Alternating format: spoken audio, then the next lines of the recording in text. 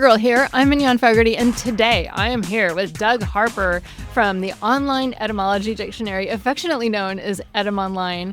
Doug has created this resource that it's one of just a handful of things that I use almost every day. I can't imagine doing my job without it.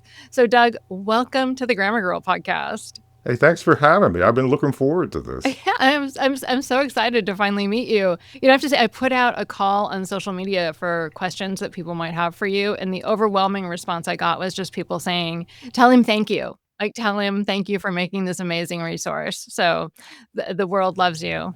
I don't want to say that doesn't matter, because it matters a good deal to hear that from people from time to time. It does. Just don't let it go to my head. No, tell creators you like their work.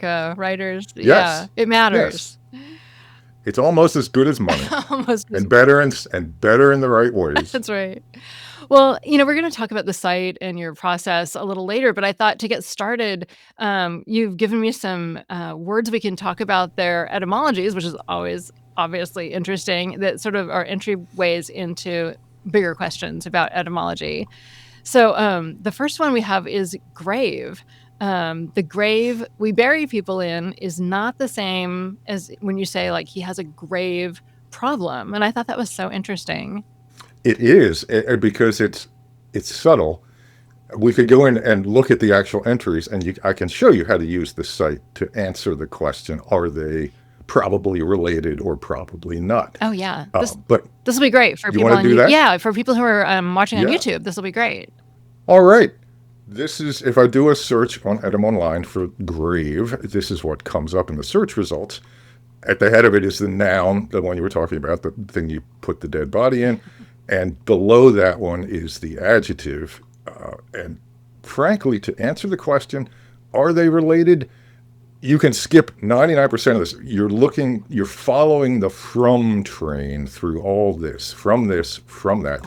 Each of those is a step back in time. One of them might be 10 years, one of them might be 1,000. That's a different question. And what you're looking for is the last stop on the line. And in this case, it's going to be this Proto-Indo-European, P-I-E, root that meant to dig. It sort of makes sense. And you go down to the other one, skip everything else, you're looking for the end of the train again, and here it stops at this Proto-Indo-European root that means heavy. They're not the same root. You could stop right there and say, not related, period, except for two things.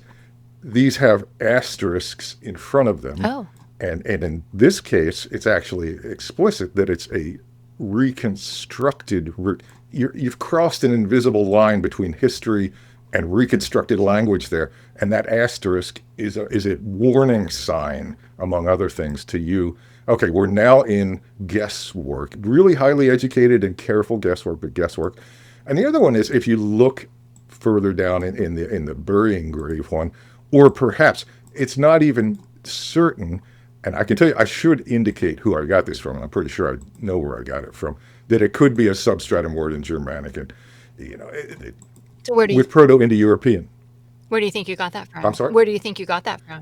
It's my old Frisian etymology book, which I identify as Boutkan, B-O-U-T-K-A-N. He's in the sources. They're all in the sources. That just looks like the first job with reconstructing Proto-Indo-European was to make everything fit together. And now they're looking at it again and saying, okay, maybe we overassumed connections here. There might have been older languages that contributed words to this corpus, and we've, in our rush to connect them all and make it Proto-Indo-European, overlooked that. So I think there's a tendency in the discipline now to undermine old assumptions, which is one of the reasons I really don't like dealing with it on the site. You've got what you need to know here, with the that sort of warning sign that, wait a minute, they're not, they're not certain about this, whether they're connected or not. But you can say they're not thought to be related. You're still left with the question of, well, how come? How did they end up being the same word? Yeah. That's where I think a lot of linguistic sites don't go there.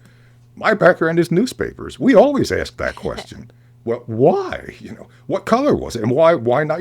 That's in the grain here. So I look at this and I'm trying to figure. The digging grave is Old English. That's Germanic. It's a very old word. First thing I'm looking at is dates. This one goes all the way back. This is all the way back. The other one, this is recent. The adjective, 1540s, and the senses that we're getting it in come along not long after that, 1580s, 1590s. It's Tudor Elizabethan. That's the period when English is bulking up on Latinate words. It needs to get bigger. The ideas and the poetry need it to be bigger. So English is embiggening itself. It's the kind of word you might see, even though it does come ultimately through French, but it reaches back more directly to Latin. Why did it wait that long? If you look around further down the list, there's also a verb grave, to dig, to like, which we now have as engrave, but it used to be fully verb. It also survives in this sort of biblical amber of graven images, that phrase, Yeah. but it's basically gone. And not even in here, in Middle English, there was an adjective grief, the same grief we have as a noun, but it could mean serious, heavy, bad sins were grief sins. Is that the same So as the that's grief floating around. that is sadness? Pretty much. Yeah. It's that used as an adjective, and which apparently the French did too. But that's gone. And most of the verb grave is gone. And you get the sense they were voted off the island because it was just too crowded there. But there's another way to look at that words have an influence on each other. They can both grow together in form if their senses converge, but they can also drive each other apart. And the image I came up with in one speech, and Pete Bowers, who was the educator, loved that one. It's just like gravity. We use gravity. Gravity doesn't just pull things together. You can use gravity to shoot things apart. That's how we get space shots. How we get the moon shot. You loop around this to get to that, so there's this repulsive power of gravity. And interestingly, gravity is in that family. It's from the same Latin, gravis, heavy. And I just get this feeling of the grave that comes along later, the adjective grave. When you say, we all use it, a grave situation. It feels like it means it one that put you on the edge of your grave. Right. That's why I was so surprised. Right. You expect that. It's not that as you go back in time, they get further apart, but their senses don't. And you can see how once they get close enough, they capture one another in a gravitational orbit almost. A grave danger is a deadly danger.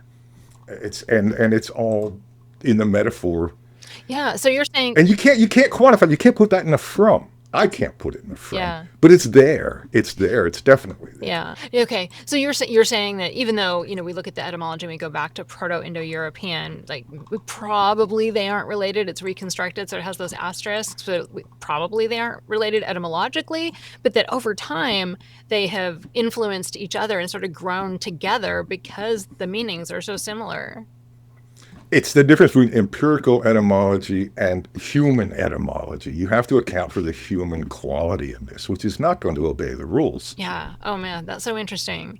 Because I tend to focus on the actual, like, where did it come from? So yeah. Right, and so did I for 25 Yeah. years. And I finally got to asking myself, well, I'm seeing something. There's a Germanic quality of the SN sound or the GL sound, and words that glitter, gleam, glister, there's a clustering thing in Germanic. Germanic was up in the swamp all by itself for hundreds of years when Latin and Greek were writing to each other.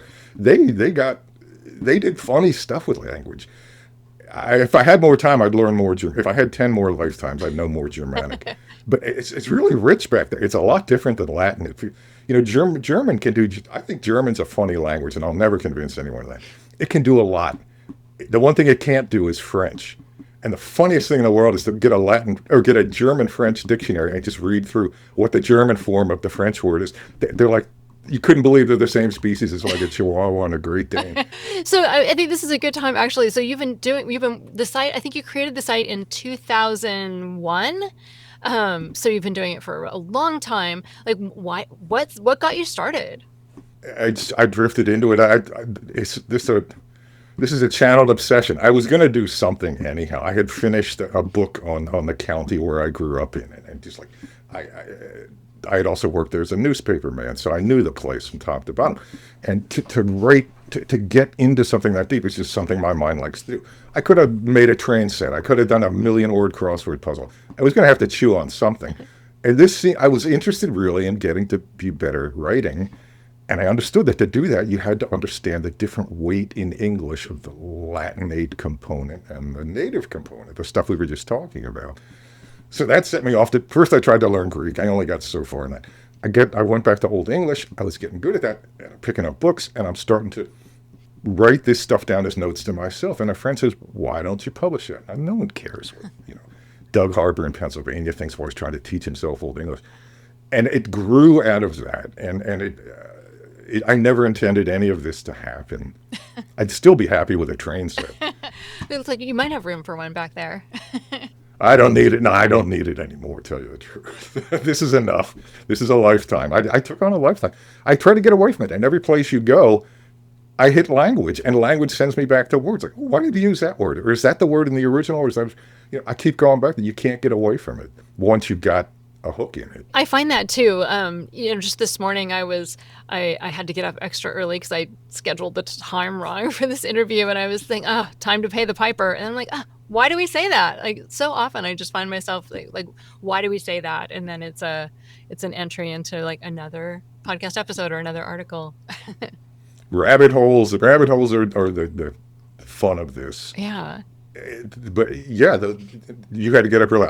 I don't sympathize, as I worked on the night shift for 40 years, so people were always getting me up early. Yeah. So you when you started Etymonline, it wasn't your full-time job then? Never has been. This is a hobby. I've always treated it as a hobby, and I look at what you do, and you do a lot of work. I mean, you work hard. I couldn't do that. I certainly couldn't do that and do this too. This is what I did in the middle of the night when I got off my work shift on deadline, and I still had caffeine pumping in my system. So I went to the books and started plowing through them, and I loved it. It's beautiful. To me, it's like solitaire. Once you get the hang of the searches, it's like swimming. It's like swimming laps. It's fun. Yeah. Do you have any sense of over the years, like how many entries you've written or created? I probably can figure that out if I knew the technology. My guess is it's somewhere between 54,000 and 55,000 right now, not counting the separate PIEs, because that's not really an entry. But I mean, that's kind of meaningless too, because some of the entries might just be, a past participle adjective. Some of them might be a single word that has 10 different forms of that word explained within it. So, I don't put too much in that. I think I got a lot. We got a lot now. There's two of us. Do you work in like fits and starts, or do you is it slow and steady wins the race? You just do like a little bit every day. It's obsession. I mean, this is like Tolkien locked himself up and wrote Sam and Frodo into Mordor. I lock myself away from the world and go dig into, old newspaper ads. It was every day, at least an hour a day for most of it. Well, how many years has it been? 25. I got married, I had a kid. There was years when I sort of let it, I thought I was done a couple of times. I never was. That was a long time ago. But it's pretty much, since the last sweep through and my job ended and everything else, it took me a while to get back into it. For the first time, I felt like I was almost just not done with it, but I no longer felt the magic in there. It's been a rough year. Let's face it, everyone had a rough year. This is my version. But luckily, by that time, I had a second editor on who kept bringing me back to it. Like, I found this. What are we going to do about that? And also looking at how people were using it online and the expressions that people had about how much they appreciated it. I couldn't walk away from it. Like I said, I can't walk away from it because everywhere I go, I hit words and I have to go back to it. It does make a difference. What are some of the most surprising, you said you bump up against words and you're digging through books to find the etymologies. Like, what are some of the most surprising places that you've found answers to questions? Well, it's funny because by now the surprising is unsurprising because you learn to look in places that haven't been looked at. And the first thing, when you read the OED, the first thing you realize, the old print OED, the one I have on back, that one, it's really skimpy on Americanisms. And you can understand why. I mean, Oxford Dons don't want to spend a lot of time reading the sports section of the Chicago Tribune, but that's where a lot of things turn up. With newspapers.com, God love them, and I've got ink in my blood. I know how newspapers are done. I can go in there and just surf that, and it's often unexpected, but it's not. If you think about in that certain window of years, that's where language percolated up into print from the vernacular. It's going to show up first in, a Westy Pelgrim newspaper column, or, a cat of a boxing match in Philadelphia. All kinds of words running through that. And we're kind of more focused on those words now, those 20th century weirdo words, because those chases, first of all, that's where the fresh ground is. And they're fun. They're just fun words to track. They are. Yeah, no, the new word, the slang that you surfaces in a newspaper for the first time. I mean, comic strips, yeah. and editorial comics. I mean, you can it's a lot of stuff I'm seeing there for the first time. Yeah, that's great. I love the story of OK, that it rose in like the 1820s, 1830s in newspapers as, 1839. You can almost pin the date to it on that one. Nice. It's funny. But everyone's got the story I looked into the story again just recently because NPR was after it, and it's more complex than it's usually painted. It's not straight Martin Van Buren. He's Really? in it, but it's not the OK Club. I mean, that's in it too, but that's not. It was already in play when they took that as the name. Right. Yeah. I mean, it was abbreviation, right? It was newspaper Yeah, people it was playing around with language. Oh, it was really like dock workers. Oh, it was sort of like slang. It was verbal. OK equals all correct, misspelled deliberately. And this is what slang. This is the insider. This is like the British rhyming slang. Is the one that comes to mind first. Yeah. You change it and really deform it enough that if you're on the inside, you know what I'm saying. If you're not, you don't. It's that kind of. It's street slang. New York, Boston, whatever. But it gets picked up in the election campaign. Everything got swept up in that election. It was the 1840. It was the first harbinger of what was to come for America. Yeah. That popularized it. Yeah. It did, but it was mainly used, as I counted through all the uses, it was used by the other side. The Whigs were using it, because they were driving what was then social media. They were way ahead of the Democrats. Democrats weren't thinking. And they were just trying to catch up with OK because the Whigs had co-opted it so nicely. Huh. So was it an insult then? Were they using it against? It could be used both. It's the beauty of it. The reason those words survive is because they're ambiguous. There was one version of the story that said OK was the fact that Andrew Jackson actually couldn't spell, and he actually wrote OK on something when he meant all correct. That's the insult version. The other version is the hip version. We're all correct. We're hip. I'm using 60s terms. I'm not using 18. Don't quote me as 1840s. And so it could be both. You can use it on your side, and it would be we're OK. You can use it on the other side. They think OK is how you spell. Perfectly versatile. That's amazing. I mean, it shows how there are always new things to find about language. Because I've read Alan Metcalf's entire book on the word "okay," and I've never heard that story before. Because this stuff is new. It hasn't been out. I don't read the books because by the time they're out, I can already go into an archive that wasn't available then. That if they're still going to be there, this is my fear. This is all digital. I'm only looking at actual scans of actual pages that have dates in the file, not just written in the file, but visible on the page. You got to be very careful with this stuff, but it's in there. And I remember the first time I found something, this was actually in Google Books, that the OED didn't have. And I kept looking at it. I think, am I allowed to do this? Should I be seeing this? I'm looking around, like, is this a game? But I can do that 5 times a day now with their print edition. Hopefully, I think they're catching up. I don't even look at the online. It would be too depressing. Yeah, no, I remember I recently talked to Ben Zimmer and we were talking about antedating and you get this sense it's like you can just do that? Like anyone with the time can now go look at all the digital databases and it's not that we're smarter than they were. It's we have more stuff. We have this huge haystack and we have this needle finder called, internet search. I'm not smarter than anyone, but I live in a time when suddenly this opened up. Like they invented glass-bottom boats to sail across history. I'm getting one.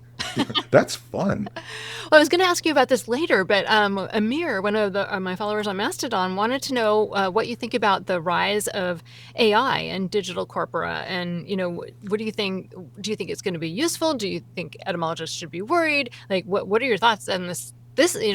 Digital databases have helped you so much. Like, this is a new digital thing. What are your thoughts about AI? That's the question everyone should be asking everybody right now, not just about Yeah. etymology. Entomology too. Insects are involved. And the answer is, it's funny. I live now out here in Lancaster County and have the whole time I've done this among the Amish. And you get to know the Amish, and it's like they're not trying to not be us. They're trying to choose what they admit into the house. The young guys can have a car, but you have to park it somewhere else. You can have a phone on your job, but you can't have one in your house. Huh. It's a case by case. So here's fire. AI is fire. Fire is a useful servant and a dangerous master. You have to decide. You have to know what it's good at. Almost everything that's allowed me to make Etymonline, other than a condensation of what's in those books, on not just the big blue one, a lot of them, is the online archives. Google did that. Google scanned all those books, put them out there in a way that you could see the actual pages. What's next? Google doesn't want me to look at that as much as it wants me to ask their AI what to do, what it said in the past, what happened in the past. That's never going to work for me, but a lot of people will do that. And now it's become a master and not a servant, and it's a danger. And what I fear ultimately, Google has disappeared things in the past when they weren't profitable to Google. It's very hard now to find the old Usenet archives where so much language comes up in the internet jargon in the 90s. The old archives of those. I don't even know where they are anymore. They're not really easy to date use, so they're kind of hard for my purposes. But I don't want them to go away.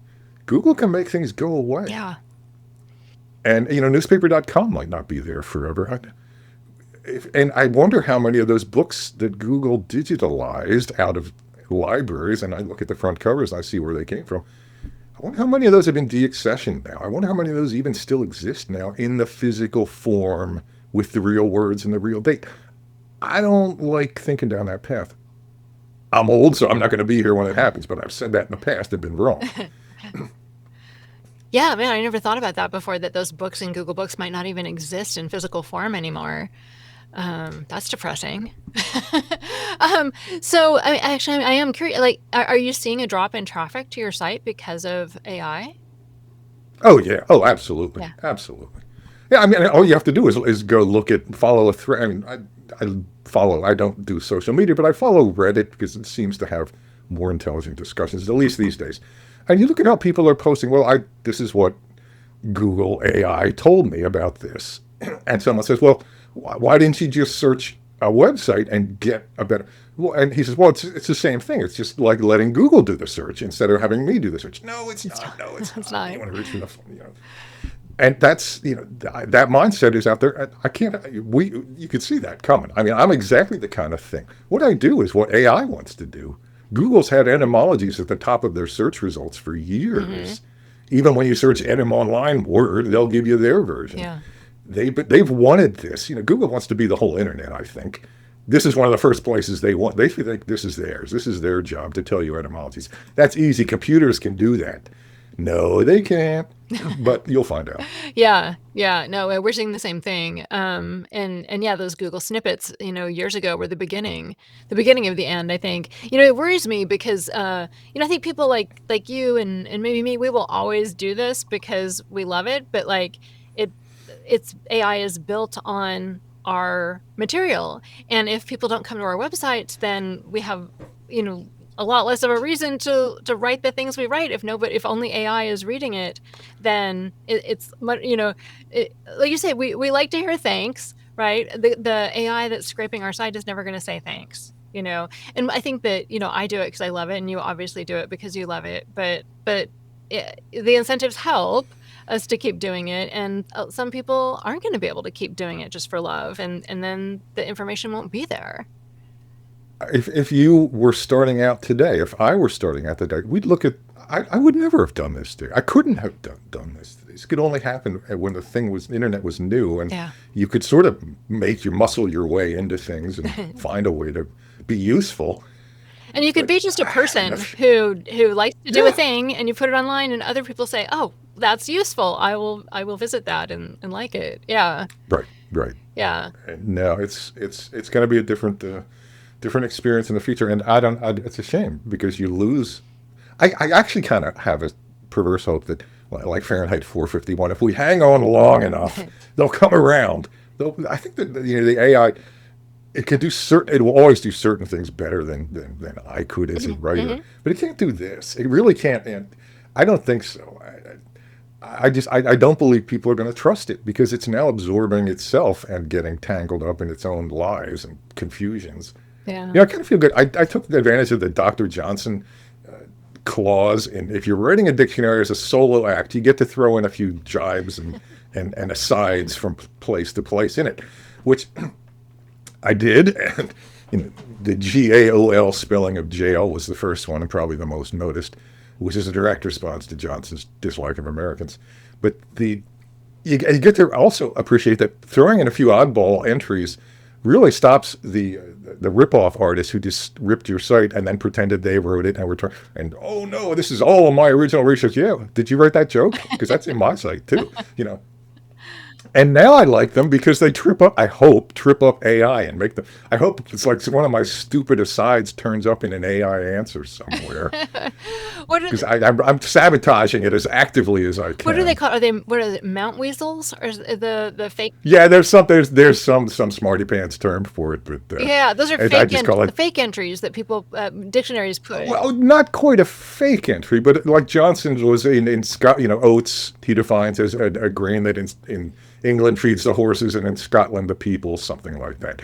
Didn't like Scots. It was politics back in those days. Yeah. But you can slip things like that in. Webster has things. Everyone who's a solo act will do that. Yeah. So I claimed it as my birthright. But the big dictionaries, they do. They actually made up entries that they put in so that they could tell if another dictionary had stolen their words. Yes, and they also sometimes screwed up entries and made up words without meaning to. Dord Dord, being the right? One of famous my one. favorites too. Dord. Yeah, oh, it's beautiful. Dictionary. We could nerd out all day on dictionary lore. We'd probably lose half your audience. I know. We should tell. Dord is the entry was D, or the word or D for, I think, density, and then someone misread it and decided it should be the word Dord. Right. It was like the index card said D or D. I guess it might have forgot to put the periods after the D's, and the person typing it in said Dord. And there it went. And there it remains. Because this is the beauty of the things. Once you accidentally make it a word, it stays a word if it's in the dictionary. The typographical errors in the printings of Shakespeare's plays, which are rather shabbily done in many cases, they're words because they're in Shakespeare. We're pretty sure he didn't mean that word, but there it is on the page. Now it is. So it's a word. If Shakespeare uses it, it's a word in your language. Well, listen, let's go back. You worked in news for many years, and news is one of the other etymologies that we were going to talk about, because there's this folk etymology where some people think it means north, east, west, and south for all the information from around the land, and that's really just not true. So, or at least I think maybe, I don't know. Tell me. People think this because they're told this, and they're told this in. It is either a joke or a deliberate act of vandalism. It's not a very good example of either, I think. The discovery of an acronym origin is now a game. And it's not a discovery, it's the invention of one. All right, let's look at the end. Okay. News. Here we go. Late 14th century. Your first clue that this is not going to be an acronym, because those are all modern. It means new things. It's the plural of new, the word new. Yeah. Used as a noun. And there's a French, precedent for it. You can see how it comes to English. I remember Now, thinking that was really you have- funny the first time I I realized that news is just new stuff. Yeah, it's even simpler than the phony explanation, which is usually the simpler Yeah. one. Now, this one, this is great because I have written about this twice. Well, I once wrote about the whole problem. I once wrote about that particular word. And I get to link both of them here because they appear in this part called columns that nobody ever goes to. And that's where you'd find them. If you click this one, this is the big one, ingenious trifling. It's under columns up here, and you can see the whole stack of them. Talia wrote some, I wrote some. It's down in there, but you can link it directly from the news entry. And this goes into the whole history and problems of the acronym origins. What interests me is less the origins than the stories themselves. When did people start inventing things like posh for port out, starboard home, golf for you know what? And the other ones, that itself is an etymological thread because it's changing the language. Oh. When does that begin? How does that start? It's really modern. It's very recent. Commercial advertising and the military around the time of World War I kicked this off. Oh, why? Because they're shorthanding. They're using telegraph. I mean, you're sending Morse codes, things like that. Suddenly compression becomes necessary, and once it becomes a habit, then it becomes a game. The American Civil War, which I studied extensively, was one of my obsessions before this. Reading through the official records, reading through an account of a Civil War history now, abbreviations are everywhere. USCT, Army of the Potomac, Army Northern Virginia, AMP. They didn't use any of that. They spelled everything out in every single record of the Civil War. They could have, but they didn't. By World War I, the military is doing that. I think a lot of it has to do with, court communication, like AM, PM, TM. I mean, if you read the military slang of World War I, it's full of those kind of things. It's not going to be old. If anything is supposed to be a acronym origin before about 1900, you're probably not. It's almost, people didn't think that way. It was there to be done, but their minds didn't see the language that way. And it's so funny because people were handwriting much more before then, so you'd think they would have more incentives to shorten things. You'd think. It just didn't. It didn't. Okay is interestingly a very early example of it because that is an acronym. Yeah. Of something wrong. But it was only used in that slang twisty sense. They used the trick there to make slang, not to make language. And the whole point of it was to be obscure. It's again, we're looking at the clouds. We're seeing what's going on around the words. But that's where the tantalizing things are. So news, I mean, and the other one that's linked from it directly addresses the word news and what it doesn't come from. Mm-hmm. That goes back to 1640, but it was a joke. Again, it was humor, not language building. That they had the word news, and it was kind of, I mean, even then it's kind of obscure. New is not usually a noun in English. The construction of it is French, and so it sort of feels a little odd in English, which opens the door to this kind of playfulness. Mm-hmm. And they made a joke of it. And they put it in joke books, and everyone thought, oh, that's pretty funny. 100 years. So much for us being smarter than the 18th century.